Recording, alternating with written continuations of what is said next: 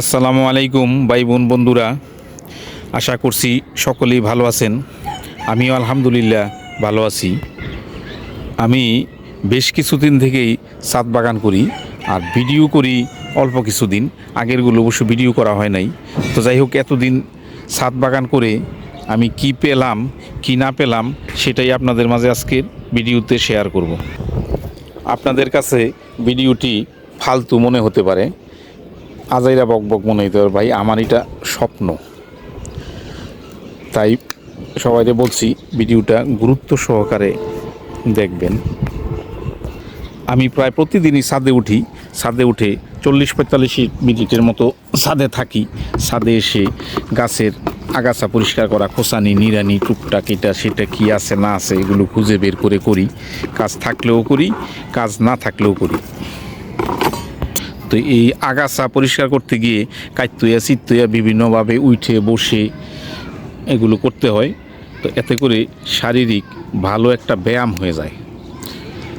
আর সেই সাথে সিঁড়ি বেয়ে উপরে উঠি।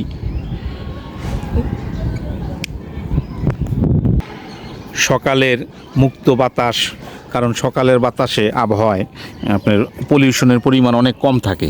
রাতের বেলায় বেশিরভাগ মিল কারখানা বন্ধ থাকে, রাস্তায় গাড়িও চলাচল করে কম। তার জন্যে সকালের বাতাসটা থাকে একেবারে ফ্রেশ।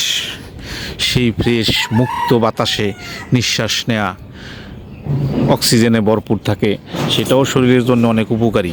সেই সাথে সানলাইট তো আছেই। আর আমি ছাদ বাগান করি দেখা আমার মনে হয় আর কি, এটা সত্য মিথ্যা যাই হইতে পারে, যে আমার ডাক্তারের কাছে খুবই কম যাওয়া লাগে। এই যে মাঝে মধ্যে ভিডিও করার সময় দেখবেন আমার মেয়েটা ফুসুত করে ভিডিওর মধ্যে ঢুকে পড়ে। তার বয়স 4 বছরের উপরে হয়েছে। এই পর্যন্ত তাকে মাত্র একদিন ডাক্তারের কাছে নেওয়া লাগছে। যাই হোক, আল্লাহ ভালো জানে। কি তো আমার ধারণা, নিরাপদ শাক সবজি খেতে পারি, বিষমুক্ত রাসায়নিক সারমুক্ত, হয়তো বা এই জন্যও হতে পারে। ডাক্তারের কাছে গেলে তো বুঝে নেই, এই টেস্ট সেই টেস্ট, সেই সাথে ওষুধের লম্বা তালিকা, প্রেসক্রিপশনের উল্টা পিঠে পর্যন্ত লেখে। তারপরে ডাক্তারের সেবা নিতে যাওয়া, এটা সময়ের ব্যাপার, খরচের ব্যাপার, সব মিলিয়ে ওইটা থেকে যদি রক্ষা পেতে পারি সেটা তো অনেক উপকারী। সেটা তো টাকায় মূল্যায়ন করা যায় না। সেজন্যে আমি সিদ্ধান্ত নিয়েছি, আমার যে ছোট্ট একটা ছাদ, এই ছাদটাকে আমি বড় করে করব। আর এখান থেকে আর্থিক বেনিফিশিয়ারি কী হয়েছি সেটা যদি একটু বলতে যাই, সেটা হলো এখান থেকে আমি গড়ে প্রায় প্রতিদিন 100 টাকার মতো শাক সবজি উঠাতে পেরেছি। তো প্রতিদিন যদি 100 টাকা সবজি উঠানো যায়, তো মাসে 3000 টাকা, বছরে 36,000 টাকা। এতগুলো টাকা ব্যাংকে এফডিআর করে পেতে অনেক পুঁজি লাগতো। আর সেখানে পুঁজি ছাড়া অল্প পরিশ্রমে আমি এটা পাইতেছি। অনেকে ভাবতে পারেন ছাদ থেকে 100 টাকা সবজি পাওয়া প্রতিদিন এটা সম্ভব না। ভাই, এটা কোনো ব্যাপারই না। এই বছর সবজির যে দাম গেছে, তো 100 টাকার সবজি পাওয়া এখান থেকে তেমন কোনো ব্যাপারই না। কারণ পোলতার কেজি গেছে 70 টাকা, 3টা পোলতা 1 কেজি হয়ে যায়। আর সেই সাথে বেগুন, আধা কেজি বেগুন 40 টাকা, এক মোড়া পুঁই শাক লইলে 30 টাকা। সেই সাথে ধনিয়া পাতা, কাঁচামরিচ, মিষ্টি কুমড়া, লাউ শাক, পুঁই শাক, মিষ্টি কুমড়া শাক, লাউ, এগুলো তো আছেই, পেঁপে। তো সব মিলিয়ে আমার এই ছোট্ট 900 স্কোয়ার ফিট ছাদ থেকে 100 টাকার সবজি দৈনিক উঠানো এটা কোনো ব্যাপারই না।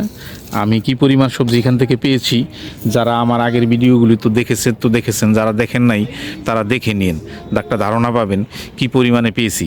যেমন আমার এই 900 স্কোয়ার ফিট ছাদ থেকে আমি যে পরিমাণে সবজি পেয়েছি, এগুলি আমি নিজেরা খাইয়া প্রতিবেশীদেরকে, আত্মীয় স্বজনকেও পর্যন্ত দিতে পেরেছি।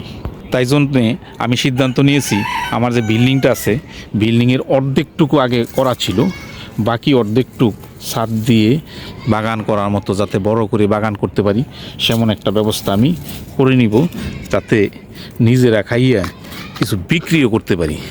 কারণ ছাদ বাগানের সবজি অনেক সুস্বাদু। অনেকেই আগে যাদেরকে আমরা দিয়েছিলাম তারা খেয়ে আমার কাছ থেকে সবজি কেনার অফার দিয়েছে। বাজারে যেই দাম আছে তার থেকে আরও 10 টাকা বেশি দিয়ে আমার ছাদ বাগানের সবজি কিনে খাবে, কারণ এটার টেস্ট একটু বেশি হয়। যেমন আমরা ছাদ বাগান থেকে পেঁপে খাই, তো পেঁপে এত মিষ্টি, রাজশাহীর ফজলি আম ফেল। যাদের বাড়িতে বড়ই গাছ আছে এরা বিষয়টা হয়তো বুঝতে পারবেন, কারণ যেখানে নাকি বড়ই গাছটা থাকে, যেদিকে রৌদ্র পড়ে একই গাছের ওই দিকের বড়ই অনেক মিষ্টি লাগে, আর যেখানে রৌদ্র পড়ে না তুলনামূলকভাবে ওইখানের বড়ইগুলো মিষ্টি অনেক কম হয়। তো ছাদে তো পর্যাপ্ত রৌদ্র থাকে সব সময়, যার কারণে ছাদের ফল অনেক মিষ্টি লাগে আর সবজিগুলি অনেক সুস্বাদু হয়। যেমন পেঁপে, পেয়ারা, মালটা এগুলো আমরা খেয়েছি, অনেক মিষ্টি। যাই হোক বন্ধুরা, তো আমার এই ছাদটাকে বড় করার জন্যে আমি যে বিল্ডিংয়ের আমার আগের ড্রয়িংয়ের যে কাজগুলো, ড্রয়িংয়ে যতটুকু ছিল তার অর্ধেকটুকু সম্পূর্ণ করা হয়েছিল, বাকি ছাদটা দিয়ে উপরে আরেকটা ছাদ বাকি থাকে। চিন্তা ভাবনা করছি ওইটাও দিয়ে একেবারে পার্মানেন্টভাবে শক্তপোক্তভাবে যাতে ছাদ বাগান করতে পারি এই ব্যবস্থা আমি করে নিব, কারণ আমি আসলে ছাদ বাগানের প্রেমে পড়ে গেছি। আপনারাও যদি করেন, কিছুদিন করলে দেখবেন যখন এখান থেকে গাছে নিজের গাছে ফল ফুল আসে অনেক ভালো লাগে, সেই সাথে খেতেও সুস্বাদু, আর্থিকভাবেও লাভজনক। তাই আমি বলবো যারা বিল্ডিং করে ফেলেছেন তো করে ফেলেছেন, যারা নতুন করবেন তারা ড্রয়িং করার সময় এই বিষয়টা মাথায় রাখবেন, যাতে করে উপরে ভালোভাবে ছাদ বাগান করা যায়। কারণ আমাদের দেশটা খুব ছোট, তুলনামূলকভাবে জনসংখ্যা অনেক বেশি। এখন এই সবজির যে দাম, ভবিষ্যতে এটার দাম আরও বেড়ে যাবে, কারণ জনসংখ্যা কিন্তু বাড়তেই আছে আর কৃষি জমির পরিমাণ আস্তে আস্তে কমে আসতেছে। অনেকে মনে করতে পারেন এত খরচ করে ছাদে আবার এগুলো করার দরকার কি, হাওর বাওয়ার আশেপাশে কত জমি খালি পড়ে আছে, সেগুলিতেই তো করা যাবে। হ্যাঁ ভাই, তা ঠিক আছে, কিন্তু বিষয়টা যদি আমরা এইভাবে চিন্তা করি যে হাওর বাওয়ারে এখন ধরেন একটা জমিতে 1000 মানুষের, একটা লোকের যদি 10% জমি লাগে, যে সারা বছর যে শাকসবজি খাবে তার জন্য 10% জমি একজনের জন্য যদি প্রয়োজন হয়, তো হয়তো এই হাওরের মধ্যে, সেই খালি জায়গার মধ্যে 1000 লোকের বছরের যে চাহিদা, শাকসবজির চাহিদা, সেটা উৎপাদন করে। কিন্তু যে হারে লোক সংখ্যা বাড়তেছে, ভবিষ্যতে দেখা যাবে ওই জায়গাটুকের মধ্যেই আরও বেশি লোকের সারা বছরের সবজি খাবারের চাহিদাটা পূরণ করতে হবে।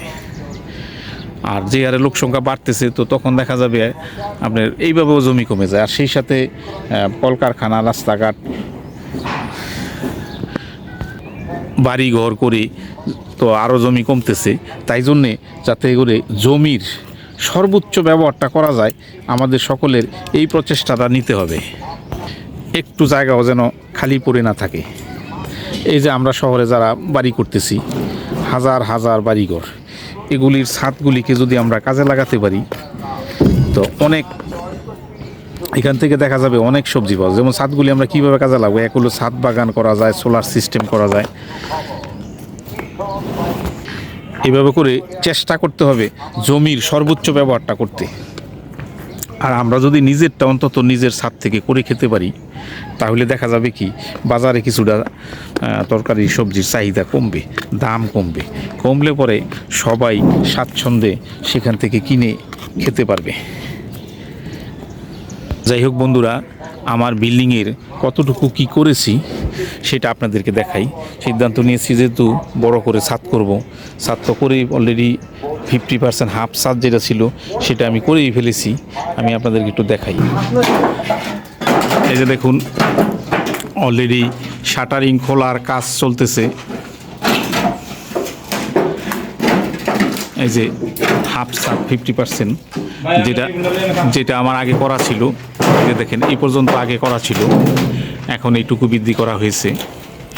তো অলরেডি শাটারিং খোলার কাজ চলতেছে।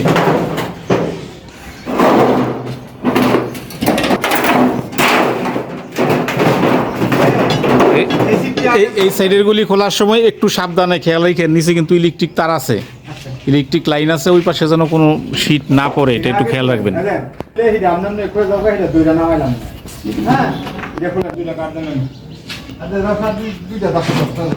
আমি আমার ড্রয়িংয়ের বাইরে ফাউন্ডেশনটাকে মজবুত করার জন্য কি কি কাজ করেছি এবার আপনাদেরকে একটু নিচে যাই, নিচে গিয়ে আপনাদেরকে একটু দেখাবো। আমরা অলরেডি নিচতলায় চলে এসেছি। নিচতলার মধ্যে এই যে 50% আমার আগে করা ছিল, এটুকু আগে করা ছিল,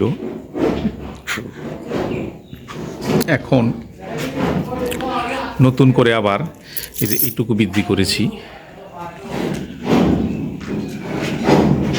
তো এখানে যে সিস্টেমটা ছিল, যেমন ড্রয়িংয়ের বাইরে ফাউন্ডেশন মজবুত করার জন্য যে কাজটা করেছি সেটা আমি আপনাদেরকে বলি। যেমন ধরুন এই যে দেখুন একটা কলাম বলে এটাকে, এই যে এই পাশে আরও একটা কলাম, এই দুইটার গ্যাপ 10 ফিট। তো সবগুলো একরকম না, কম বেশি আছে, তো এটা দিয়ে আমি বলি বুঝি। যেমন এই যে এটা হলো মোটামুটি মাঝখানের কলমের সাইজ হলো 10x15। ড্রয়িংয়ে এটা আছে, এমন আছে, যেমন আছে এমনই করা হয়েছে। আর এটা ছিল 10x10, 10-10। এটাকে আমি 10-12 করে দিয়েছি। এই যে দেখুন, এদিকে 12, এদিকে 10। আর রড ছিল 6টা করে, সেখানে আমি 6টার পরিবর্তে 8টা রড দিয়ে দিয়েছি, 16 মিলি, 8টা করে রড। আর আরও একটা কাজ করেছি, এই কলামটার যে চুরিগুলি করা হয়, চুরি বাঁধ দেওয়া হয়, সেই চুরিগুলির যে গ্যাপ ছিল সেই গ্যাপটাকে আমি কমিয়ে দিয়েছি। আর আরেকটা কাজ করেছি যে, যেমন এই শুধু কলমের না, নিচে বলি যে মাটির নিচে যেটা থাকে বেস, যেমন বেসগুলির সাইজ যেমন ধরুন 7 ফিট বাই 7 ফিট। তো যখন এই 10 ফিট গ্যাপের মধ্যে 7 ফিট বেস থাকে, দেখা যায় এদিকে চলে আসছে 3.5 ফিট, ওইটা থেকেও আসছে 3.5 ফিট। তো 3.5 ফিট আসলে 7 ফিট কভার হয়ে যায়। তো মাঝখানে 3 ফিটের মতো জায়গা গ্যাপ থাকে, খালি থাকে। এবং আমার ড্রয়িংয়ে এরকমই ছিল। তো আমি এটা না করে কি করছি, দুইটাকে একসাথে জোড়া বেস করে দিয়েছি, মাঝখানের গ্যাপটা রাখি নেই। তো মাঝখানের গ্যাপটাতে মোটামুটি ভালোই জায়গা, যেমন ধরেন যদি এইভাবে 7 ফিট হয়, আর এমনি হলো 3 ফিট, 21 ফিটের মতো। তো 21 স্কোয়ার ফিট জায়গা বেড়ে যায়, মানে দুইটা কলামের নিচের যে বেসটা আছে বেসের মধ্যে। তো যেহেতু 21 স্কোয়ার ফিট জায়গা বেড়ে গেছে, তো এটা লোড তো কিছু বাড়বেই। আর আরেকটা হলো মোটামুটি 21 স্কোয়ার ফিটের, যেমন 5 ফিট, 4 ফিট, 5 ফিটের বেস করে যারা দোতলা ফাউন্ডেশনের কাজ করতে পারে। তো এই জন্য আমি এই কাজটা করে নিছি, যাতে করে বিল্ডিংয়ের ধারণ ক্ষমতাটা একটু বাড়ে। এই কাজগুলো আমার ড্রয়িংয়ের বাইরে। পাশাপাশি আমি আরও একটা কাজ করেছি, দেখুন এই যে কলামটা, এই কলামটার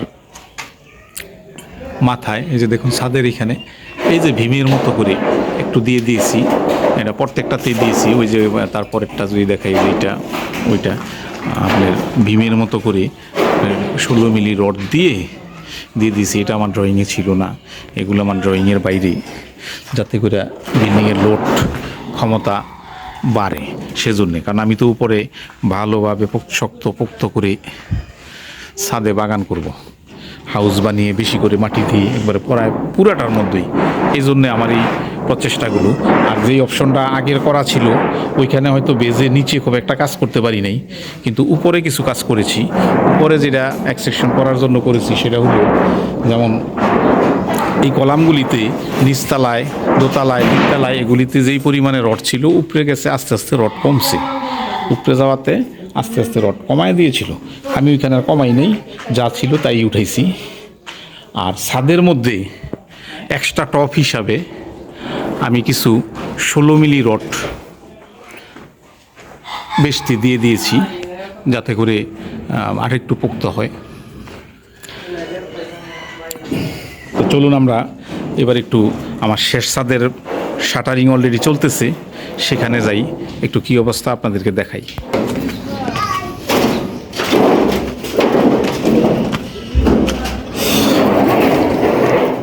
এই যে দেখুন, শব্দে কিছুই বোঝা যায় না, আর সমানে কাজ চলতেছে।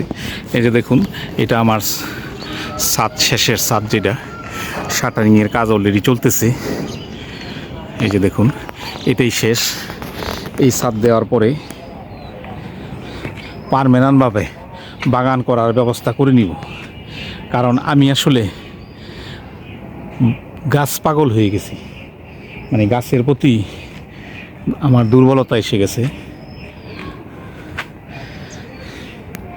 তা আপনারাও যদি করেন, কিছুদিন করেন, দেখবেন গাছের প্রেমে পড়ে যাবেন।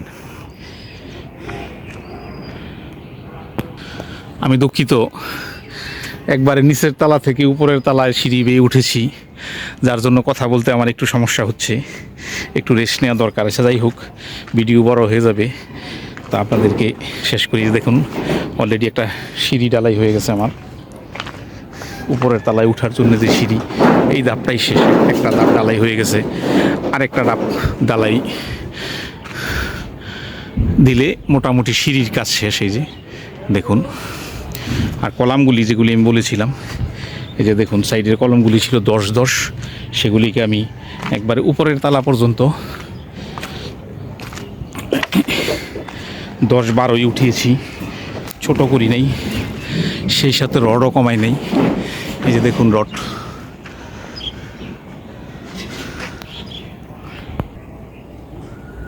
যাই হোক, সবাই আমার জন্য দোয়া করবেন। আমি যে আশা নিয়ে, স্বপ্ন নিয়ে কাজ করতেছি, যাতে সেই স্বপ্ন বাস্তবায়ন করতে পারি। আর একটা অনুরোধ থাকবে আপনাদের কাছে, এই ভিডিওটা বেশি বেশি শেয়ার করে সবার মাঝে ছড়িয়ে দিবেন, যাতে করে সবাই দেখতে পারে এবং ছাদ বাগান করলে কী সুবিধা অসুবিধাগুলো মোটামুটি জানতে পারে, সবাই বাগান করার প্রতি আগ্রহ হয়। ভাই, আমার জন্যে না, দেশের জন্যে, দেশের মানুষের জন্য শেয়ার করে দিবেন। তো সবাই ভালো থাকবেন, সুস্থ থাকবেন, নিরাপদ ফল ফসল খাবেন, আমার জন্য দোয়া করবেন। আজকের মতো বিদায় নিচ্ছি। আল্লাহ হাফেজ।